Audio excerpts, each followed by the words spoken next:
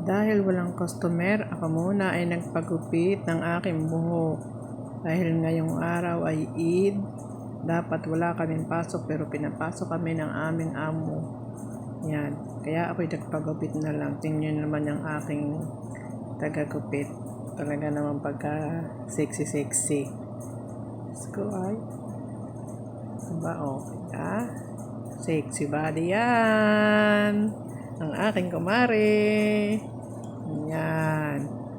My new haircut. Galing. Naman. Yan ang aking kumare. Siya nagupit ng aking buhok. Yan. Finish. New haircut. My new haircut.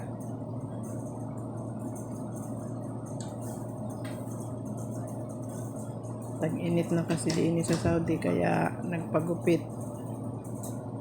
Diba?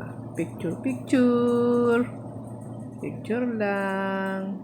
Nakakatuwa naman ang aking buhok.